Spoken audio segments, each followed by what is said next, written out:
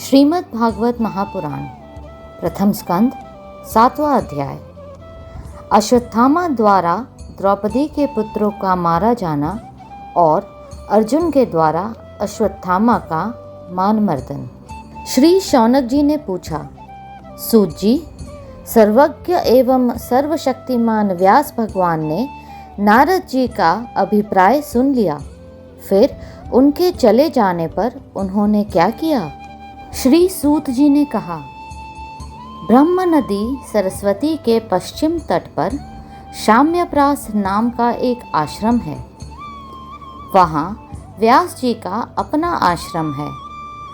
उसके चारों ओर बेर का सुंदर वन है। उस आश्रम में बैठकर उन्होंने आचमन किया और स्वयं अपने मन को समाहित किया। उन्होंने भक्ति योग के द्वारा अपने मन को पूर्णतया एकाग्र और निर्मल करके आदि पुरुष परमात्मा और उनके आश्रय से रहने वाली माया को देखा। इसी माया से मोहित होकर यह जीव तीनों गुणों से अतीत होने पर भी अपने को त्रिगुणात्मक मान लेता है और इस मान्यता के कारण होने वाले अनर्थों को भोगता है। इन अनर्थों की शांति का साक्षात साधन है केवल भगवान का भक्ति योग, परंतु संसार के लोग इस बात को नहीं जानते। यही समझकर उन्होंने इस परमहंसों की संहिता श्रीमद् भागवत की रचना की। इसके श्रवण मात्र से पुरुषोत्तम भगवान श्री कृष्ण के प्रति परम प्रेममयी भक्ति हो जाती है, जिससे जीव के शोक, मोह और भय नष्ट हो जाते हैं।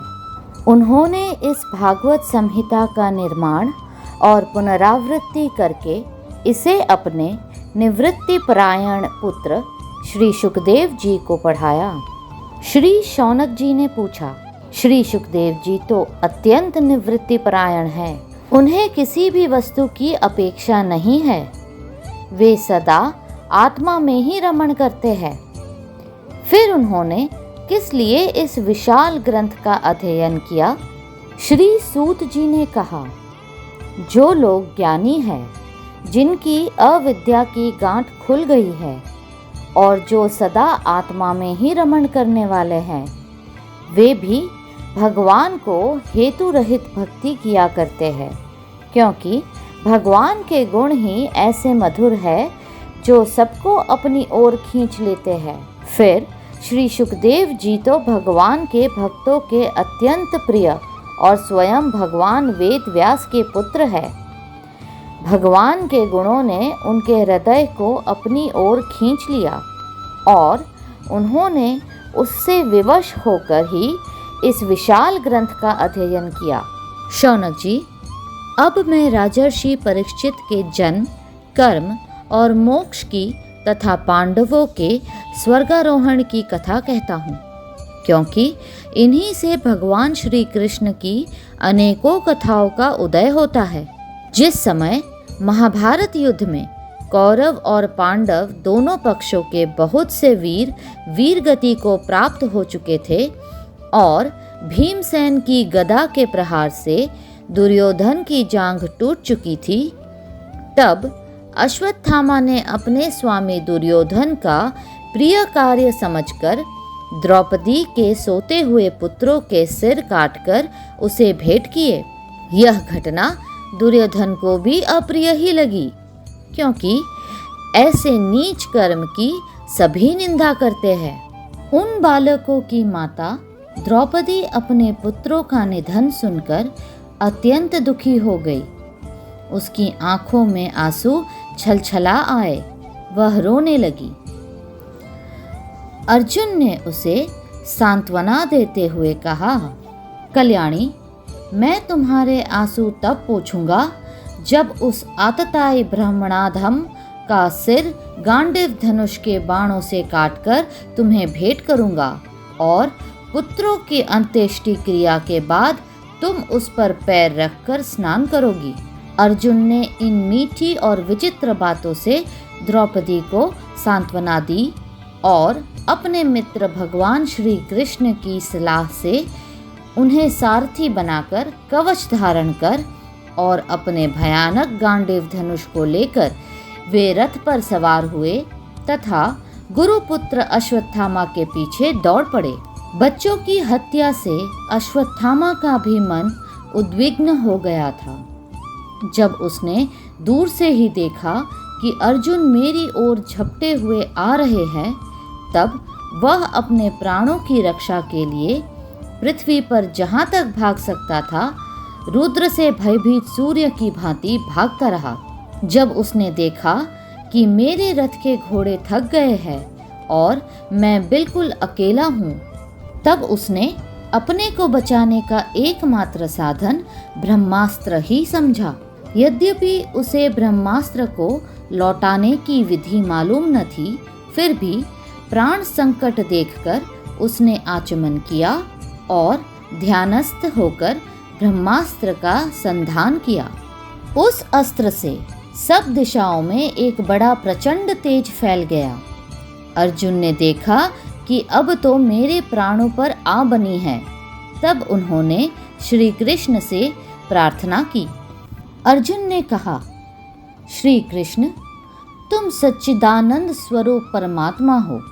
तुम्हारी शक्ति अनंत है। तुम ही भक्तों को अभय देने वाले हो।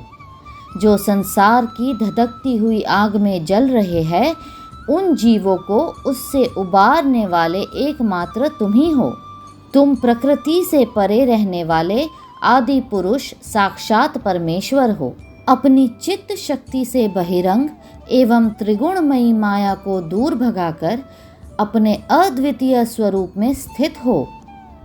वही तुम अपने प्रभाव से माया मोहित जीवों के लिए धर्मादि रूप कल्याण का विधान करते हो।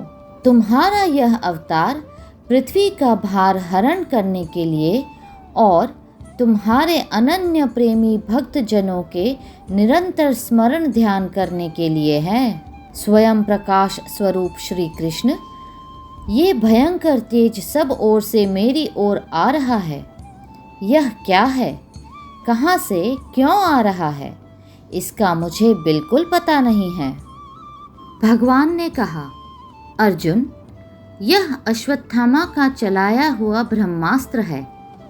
यह बात समझ लो कि प्राण संकट उपस्थित होने से उसने इसका प्रयोग तो कर दिया है, परंतु वह इस अस्त्र को लौटाना नहीं जानता। किसी भी दूसरे अस्त्र में इसको दबा देने की शक्ति नहीं है। तुम शस्त्रास्त्र विद्या को भलीभांति जानते ही हो। ब्रह्मास्त्र के तेज से ही इस ब्रह्मास्त्र की प्रचंड आग को बुझा दो।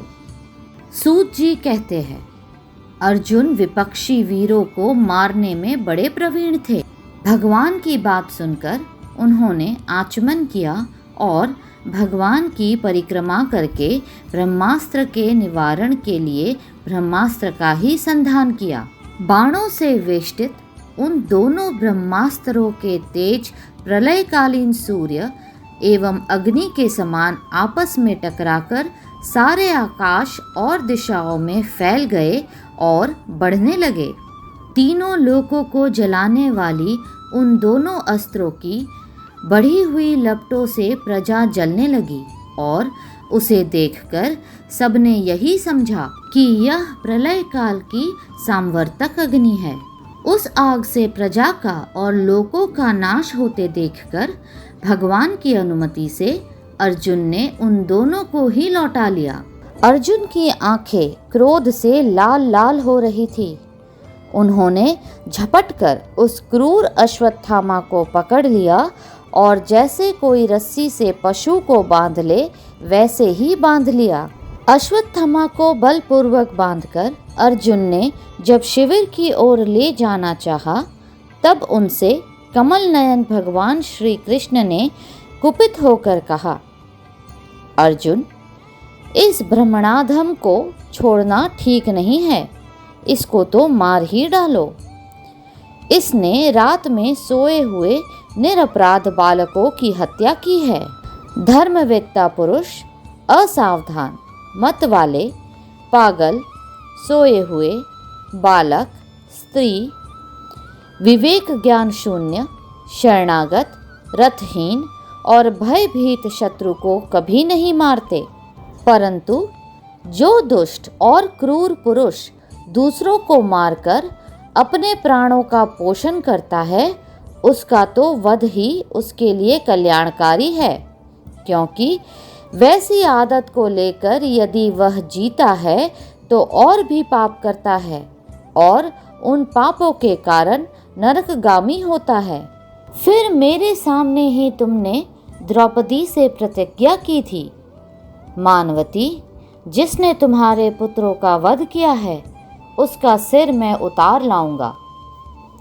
इस पापी कुलांगर अतताई ने तुम्हारे पुत्रों का वध किया है और अपने स्वामी दुर्योधन को भी दुख पहुंचाया है, इसलिए अर्जुन इसे मार ही डालो। भगवान श्री कृष्ण ने अर्जुन के धर्म की परीक्षा लेने के लिए इस प्रकार प्रेरणा की, परंतु अर्जुन का हृदय महान था। यद्यपि अश्वत्थामा ने उनके पुत्रों की हत्या की थी, फिर भी अर्जुन के मन में गुरुपुत्र को मारने की इच्छा नहीं हुई। इसके बाद अपने मित्र और सारथी श्री कृष्ण के साथ वे अपने युद्ध शिविर में पहुँचे।